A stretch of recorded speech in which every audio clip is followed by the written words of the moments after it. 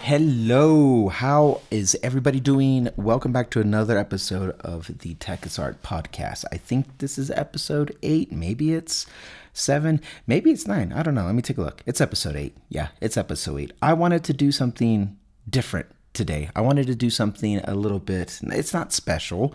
It's something I had on the back of my mind, and I feel like maybe it's better in a long form podcast. So you guys can sit back and check this out, but let me explain what I wanted to do. I have these topics that I've written down, and they are for the Randy Nexus, and they're like video ideas, or they're video topics, more or less.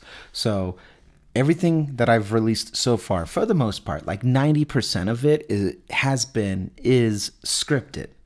And I start with an idea, and then I write the script, and then I get my B-roll figured out, or at least like the storytelling element figured out.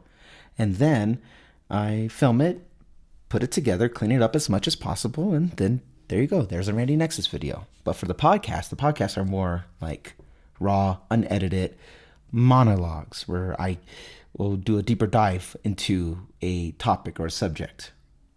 But today, I want to do something different. And we're going to do it quick. We're going to kind of go right into it, to be honest with you, because I don't know how long this will take.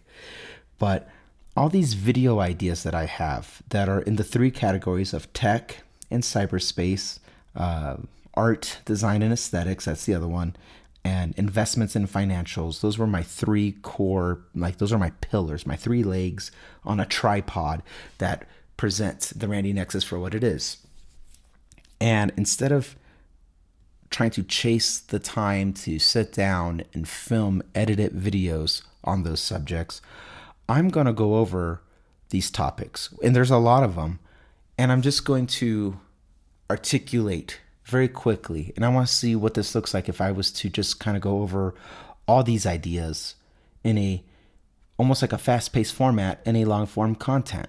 And let's just see what that looks like. I don't know if this will work. This whole idea of this channel is just like an experiment. It's a premise of like, can I do all these things? And part of me, I kind of want to clear this palette, I guess, this plate of ideas, so I can make room for more focused and dedicated content that might take a little bit longer to make. And we'll see if that works. So if you're up for it, we're going to go over the ideas all together. And I'm going to go down the list and we will talk about it. And in no particular order for that matter. I don't know if I will do, I don't think I will do, what are they called? Timestamps. I don't think I can do timestamps for this because I don't really have, unlike the other stuff, this is not scripted and I don't know how long I'll be on a subject, but we'll see. But let's start with the first thing. We could talk about tech. Let's talk about tech. All right. Since tech is art, we'll do tech and then we'll do art.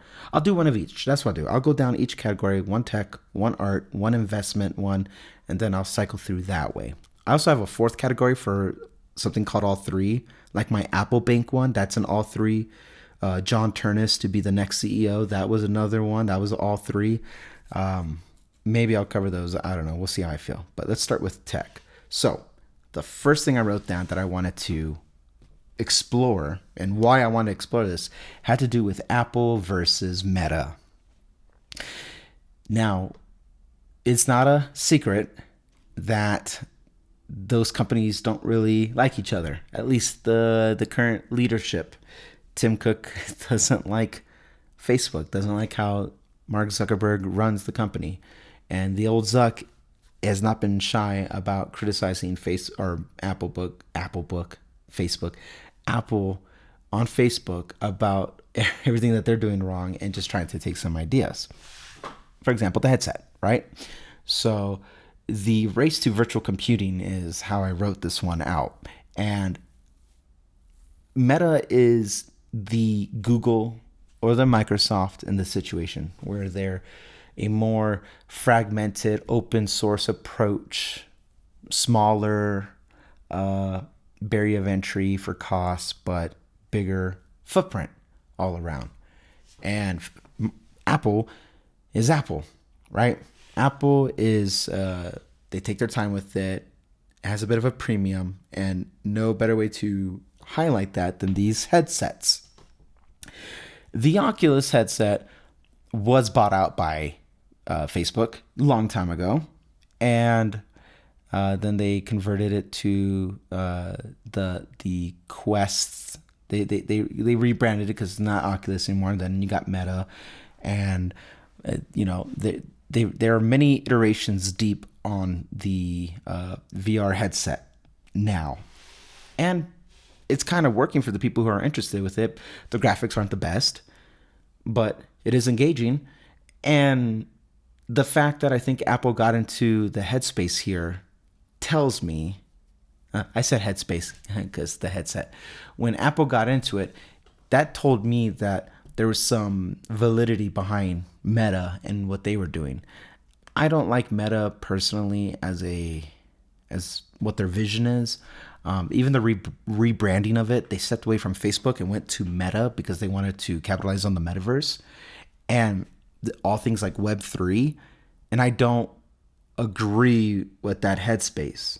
That headspace, I think, was fundamentally wrong because that was around the time with crypto and all this other stuff, right? I don't think the metaverse is like a thing. When I think of what they want the metaverse to be, it's their version of when you go onto the web, like a web browser, what's your landing page? Chances are it's probably like Google, and like you have the Google search, and that's like your gateway into the internet, right? But the internet is so much bigger than just Google. Google is just the filter of it. And Facebook has always done the same thing on their apps, specifically Facebook apps. But this whole metaverse thing, I never fully understood. And if you can't clearly articulate that vision to me, it's not a good idea. And that's how I felt about AI. That's how I felt about crypto to a certain degree. That's how I felt about the metaverse to a certain degree. So I don't know if Meta as the visionary metaverse thing is on the right trajectory, but at least with the hardware, they kind of got something right with it. And Apple is bringing their whole ecosystem to that space as well. And when I put Apple versus Meta and the race to virtual computing, what I am really trying to pick apart there is what they both have in common is they have a huge user base because everybody's on something that has to do with Facebook, whether it's Facebook, Instagram, WhatsApp. Facebook has a lot of user data, and Apple is Apple. I mean, need I say more, right? So does one user base ecosystem of sorts, and they both got their own ecosystems, right? Does one trump the other? I think so. And sadly, I don't know if that one actually goes to, I don't know if that one goes to Apple, if I'm being honest with you. There's way more users on these Meta applications, and it's cheaper to get in, and it's an inferior product because I don't like the social media platforms, but also just like the software element of like the headsets themselves. I have a Quest 2, I believe. I don't think I have a Quest 3. I have to find out. But it's okay. It's fine. It's not bad. It's not good, but it's not bad. But it is cheaper to get there than dropping $3,500. And I know Apple's going to be working on future iterations of Vision OS for different headsets. If not Vision Pro, they might just do a Vision cheap version, and that might work out. But if we're doing a 1-for-1, Facebook already kind of got like they've been in the game a little bit longer. Apple always takes their time, but that doesn't mean they always win when they do get to that point. for example, Apple has made a social media platform before and it didn't really work out, and they've done it more than once. But my takeaway from Apple versus Meta is that of, well, Meta already has the user base numbers there for user acquisition, transition, and Apple has to sell it. And I just don't know if my concluding thought is that I don't know if the Vision Pro is it for me. On a technical feat, it's probably like one of the coolest piece of hardwares I've ever reviewed, but I just can't find practicality out of it. So there's that. If I had to give a winning number for Apple versus Meta, I think Meta might win that one. And this is coming from someone who doesn't like Meta, but if 1-for-1 is the same and people want to get in on that VR thing, I don't know. I don't see adoption rate going to Vision Pro as efficiently as Apple might want it to be. Okay, one topic down, many more to go. Yeah, we might not do many of these if that's I'm going to monologue. Art, design, and aesthetic category. Let's talk about... I actually do want to do a video on that one, though, so I'm not going to cover that one. These art ones, there's two of them that have to do with EVs. So I wonder if I can combine both of these topics. I'll tell you the two topics. One is how EVs are changing the expectation of what vehicles look like. And a second category is Cybertruck forced everyone else to change approaches. And they kind of go hand in hand. So we're talking about from a design point of view here, okay? EVs are not restricted by engines and motors and all those other ICE vehicle style of design. EVs can be as big or as small as they want, from your Apteras that are, well, it's not out yet. I'm trying to, okay, so what is actually out that's a small EV? Well, I guess you can do the Chevy Bolt. I guess that counts, but Aptera is a EV only company, and they have a 3-wheeled vehicle, and that thing looks like nothing compared to before, and so it's intimidating to a lot of people. But so was Cybertruck. They're like, whoa, what the hell is that? And Cybertruck became the most hyped and talked about vehicle for years. Kind of missed the mark when they finally launched. It took them too long, but you know, for what it is, Cybertruck changed how we look at EVs and how we approach them too, because a Cybertruck doesn't look like a regular vehicle could fit that form factor. And when I say regular, I mean an engine-based one that takes gas and all that. But what's always been very interesting to me about EVs, and why I'm in the space as an enthusiast, as an owner of 2 EVs, is the kind of challenge how a design kind of looks. And I fear that EVs will eventually start to look the same, out of indicating that that's an EV, like having a light bar, for example. But EVs as a whole aren't beholden to the same rules of design as these legacy vehicles. So when I say that EVs are changing expectations of what they look like, I do mean like practicality of the vehicle itself.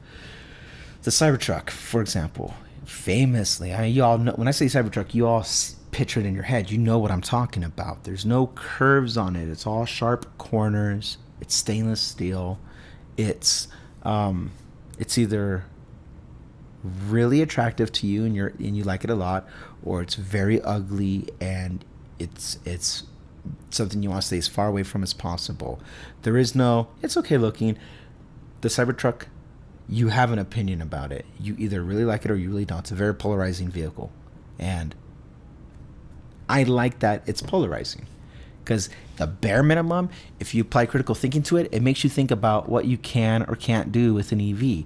And so then I think about Aptera as one of them, because it's a 3-wheeled vehicle, and people are like, oh, so then it's not a real vehicle. No, technically not true. It's they were all about efficiencies, about designing an Aptera, and it looks like nothing you've ever seen before.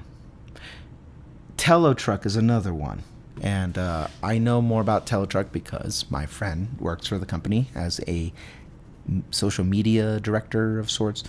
So, he knows a lot about what's going on with the company. But same thing, it is a very, very, very small truck, the size of a Mini Cooper. Okay, picture a Mini Cooper, and that's a truck. And you're going like, how does that make sense? We think vehicles as a whole, all vehicles, need to be big. And they don't.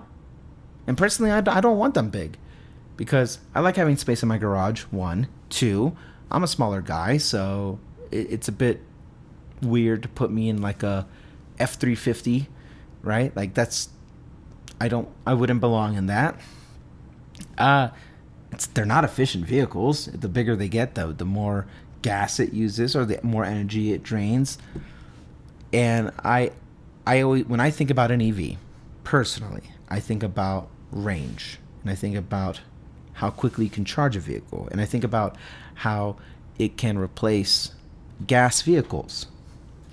And then I think about Teslas and how efficient they are and how minimal it is on the outside and on the inside, right? So like EVs changing the way vehicles look even they did roll over to non-EVs, where everyone's trying to have a more sleek, minimalistic design, which I love. But Tesla did it because it was a practical choice. It made no sense to have all these buttons and clickers. It just make everything software based and have the interior of a car as minimal as possible, as the way I perceive it, as less distracting as possible. And we've seen it roll over, and I think it will continue to roll over to other vehicles, whether they convert to EVs or not. The design as itself is that's the fad. And people don't want to have distracting vehicles anymore. So so that's changing the expectations of what they look like, and then Cybertruck forcing everyone else to change approaches. Cybertruck went so minimal about the design of it, almost to a fault. Cybertruck is the most naked, empty truck there is, but people really, really love that, or they at least think about what other vehicles are going to take from that. Because when you think of a Ford F-150 Lightning, it's exactly like an F-150. There's nothing's changed about it. Outside, you'd be hard pressed at a very quick glance, like looking at it, you'd be hard pressed to tell between which one is the EV truck and which one is the regular truck. And I think the indicator for me is always like look for a light bar. Rivian does it, Ford has it, Cybertruck has it. Everybody has a light bar now. And that's something actually I don't really necessarily care for, but yeah, whatever. But I think even the Kia and the Ioniq 5, the EV6 and Ioniq 5, I'm thinking of all these EVs right now that are out there. I think the only one that doesn't have a light bar in mass, like I've seen on the road, is probably the Chevy Bolt. But anyway, the truck was so, and I don't say this word loosely, but the Cybertruck was so revolutionary of a product that everything after 2019, everybody had to try to make their vehicle aesthetically stand out. And I think it's a good idea. But not in the direction of trying to make it bigger and wider and just noisier. And I mean noisier by like the bells and whistles associated to it, not actually sound. I personally take from the approach, I like the idea of thinner, smaller packages. So there you go. I hope we see more efficient vehicles in the lineup, because we don't need a big vehicle. Even if you want one, You don't need it. You know you don't need it, but and I know I don't need it, but I want something at least with a bigger bed. I'm looking at a truck, but anyway, so hopefully that trend continues because Europe, like, they favor smaller vehicles. I favor smaller vehicles. It's only in America that we care about having the biggest and loudest and fast. Nah. So there you go about EVs. Okay, financials, investments and financials. Let's see. I was wrong about Facebook and Netflix, and I got lucky with Tesla. Oh, this is actually this is personal. This is a personal story about investing. I own mutual funds and index funds and stuff like that. So those are like broad market. Think of it. I forgot who made this analogy, but think of an index fund or a mutual fund. Think of it as like a basket, and inside the basket you have all these other. You have pieces of all these companies, but you're buying the basket, not the individual companies when it comes to stock investing, like a portfolio, and you own the basket or in how many baskets you buy of it, not necessarily the companies, right? So I have that because that's diversifying your money. But I also own individual stocks like Tesla and Apple and T-Mobile and blah, blah, blah, so on. But this is a story I wanted to tell. And here's why I won't ever do personal financial advice or make a personal finance channel and proclaim to be a guru, because I'm not. And anybody on YouTube that's giving you financial advice or telling you all these things, whether it has to do with crypto or especially if it's crypto, no. But really, there's only one core fundamental take about financial investing. It's easy. It's actually easier than finance YouTubers make it seem like it is, and that's because they need to justify their existence. But the truth is, I can make one video, a financial investing video, that's practical, smart, safe, slow, and boring, but it will work.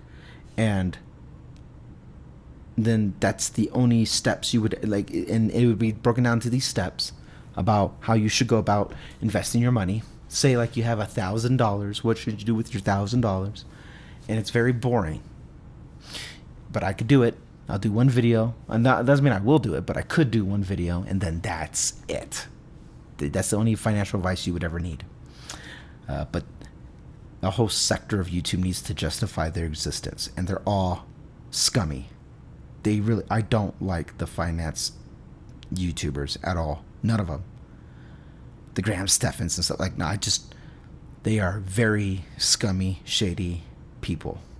So, but anyway, my personal story is I was wrong about Facebook and Netflix, and I got lucky with Tesla. So if you listen to the EV podcast, the Talos of EV podcast, you know that I have a substantial amount of money in Tesla as an investor. And that's because I put my money where my mouth is. I was an investor before I was a customer.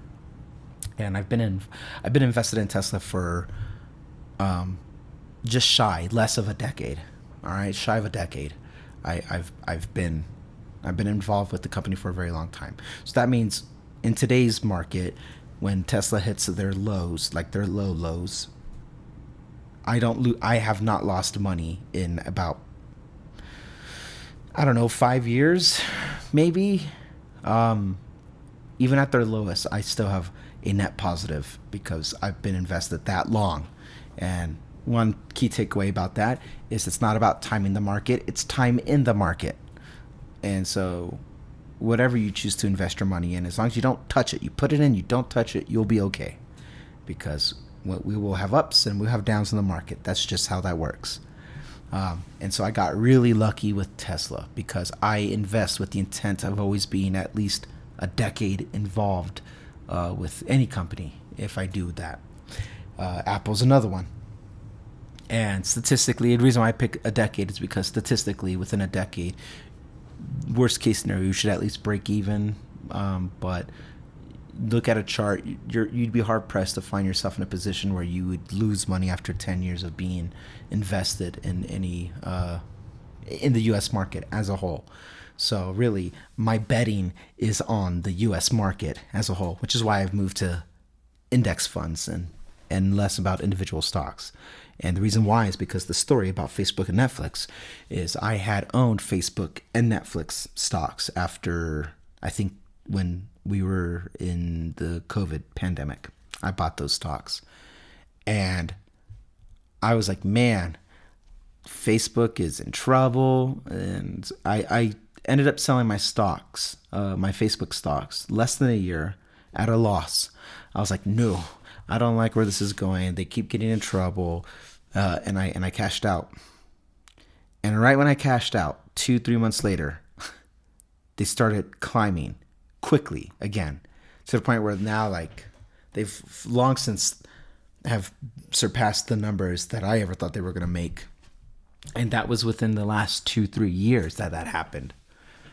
Netflix, the moment they said they were going to move to an ad-based system and people were going to cancel their subscriptions, I panicked. I was like, oh, that's not a good look. And so I sold. And I sold prematurely. And I lost money. I sold at a loss. One of the rules is never lose money when you invest. That's a core, and I lost. I broke that rule. I sold at a loss because I was like, oh, this is not going to be good for Netflix. Disney's around, Paramount's around, Peacock's around, HBO or Max, whatever you want to call it. They're around. All these other streaming services, Apple TV, everybody's around. Netflix is no longer the hot shot, and now they're going to move to an ad-based one, or they're cracking down on password sharing. People are going to cancel their subscriptions. So I panic sold. And the moment Netflix launches their ad subscription version tier, they're more profitable now than they ever have been, ever. And I lost a lot of money, and I lost a lot of potential money. So I was wrong. I was wrong about Facebook, and I was wrong about Netflix. I don't like Facebook as a company, as I've said. I don't like them as a company. Liking them means nothing when it comes to investing. And I learned the lessons of emotional investing through those two.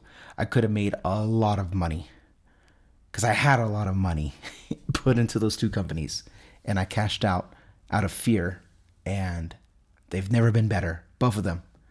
So I am not an investing guru or a genius or anything like that. I am just patient when it comes to Tesla and Apple, and I've been involved with both those companies. For example, for Apple, I've been involved for over a decade. I that might be my most profitable investment, maybe. Either way, T-Mobile is another one. I use T-Mobile as a service. It's a carrier, right? So I use them, and they pay dividends now. I try to stay invested with companies that do dividends now, and I invest in what I know. And I used to own Verizon and AT&T stock, but I've been invested with T-Mobile since rumors of them buying Sprint, and I've been with them ever since as an investor, and that one's been good. And so my takeaway from those is that I just had to be patient because I wasn't emotional about those. They were kind of boring stocks. Apple at one point was a bit of a boring stock because it was safe. Tesla, everybody was like, oh, Tesla's doomed to fail.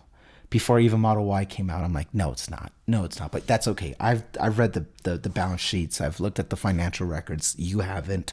It's fine. So Apple might be my most profitable shares that I have, but Tesla, I bet the biggest on, and I won. But for every Tesla, there's a Netflix. And I messed up. And it's not just those two. Disney's another one. I cashed out of Disney at one point, and I took a small profit after holding them for maybe about, I think, 18 months, which was notoriously short of a window. I sold my Disney stock, and then the stock started. Every time I sold something, the stock started doing well. It's like, dang it. But maybe the saving grace and the twist of the story is that for all the Facebook and Netflix and Disney's, I even did it to Amazon, all these guys that I cashed out and I sold on, I reinvested it probably into like either Apple or Tesla, and it's done me wonders. So okay, I stuck with what I know. Not Facebook, but Starbucks. Starbucks was one that I was with them for about maybe 11 years. Sold all my Starbucks at one point. Walked away with a handsome profit there, and I reallocated that to probably, I think, a mutual fund of some kind. So once I got enough capital of something, I was like, this is good enough money for me. I'm not trying to be greedy. Then I would try to preserve it, and I'd just put it into a broad market index fund.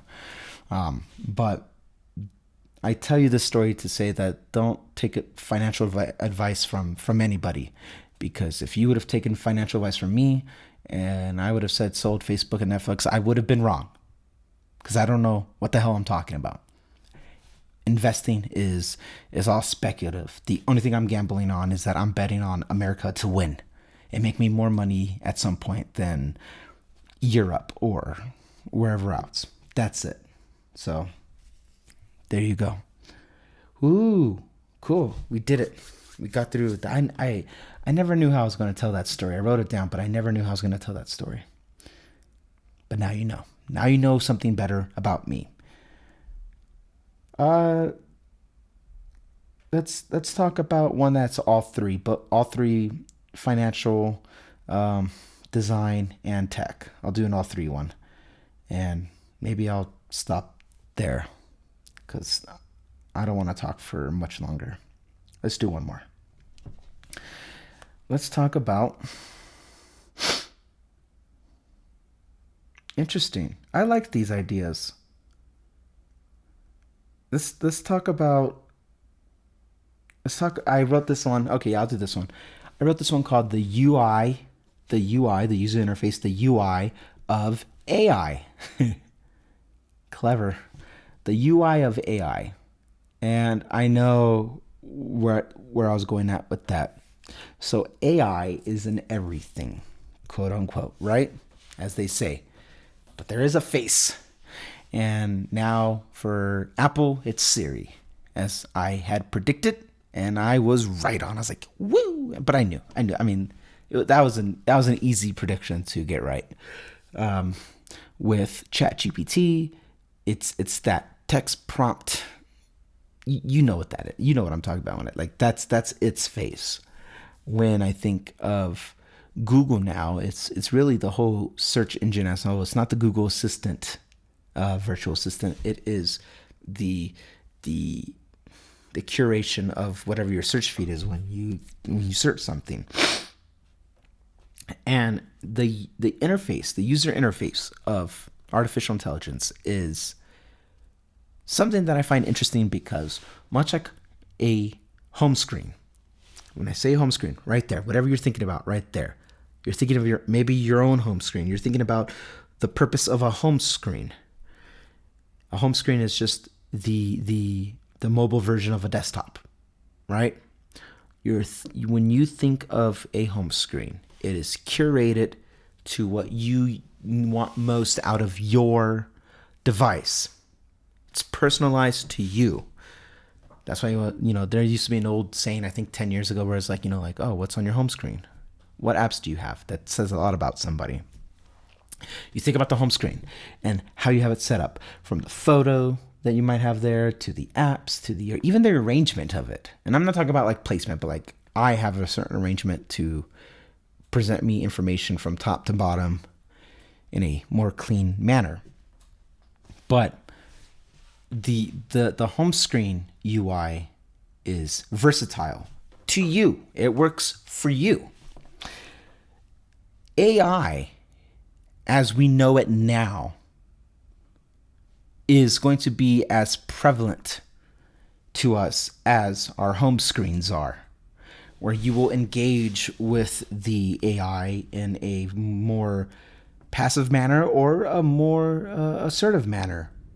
But having that design language be still tailored and custom to you is just as important right?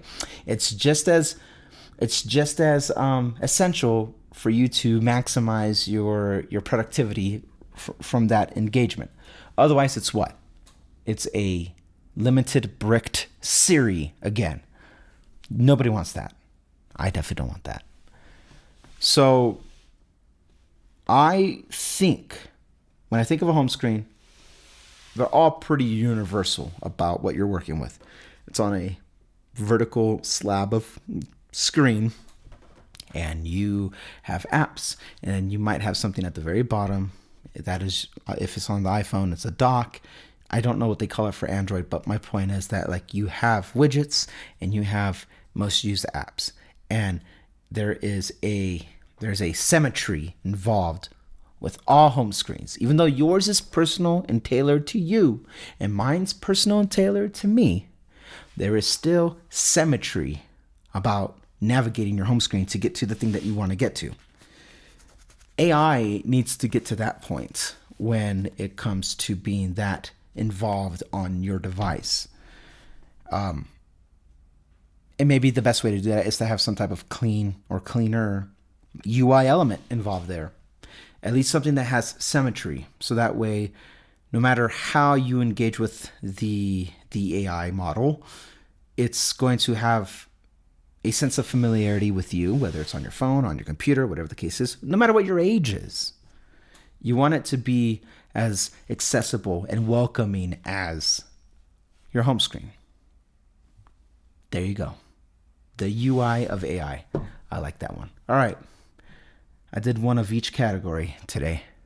We'll see how this podcast runs, how it fares. I did one tech, I did one art design kind, and I gave a personal story about financial investments. Mine, a story about me. And then I did one of all three. Oh, why I categorized the UI of AI as all three is because there is a huge investment opportunity, obviously, that's involved with their NVIDIA being one of the more powerful stock positions you can have now because it just blew up, right? Art and design, because obviously there's an aesthetic to these AI models on smartphones, and it's obviously tech related. So there you go. I've given you guys an insight of what my notes might look like, of what my overall vision of the channel might look like, and I packaged 4 different topics into one podcast. Let's see how this fares, because I don't know. If you guys like it, let me know. Just that's what I ask. Just, I'm very engaged. I think I respond to every single comment still. I'm pretty sure I do. If you like these quicker topic notes and just make it a long, 40-minute podcast, and I went over all these topics.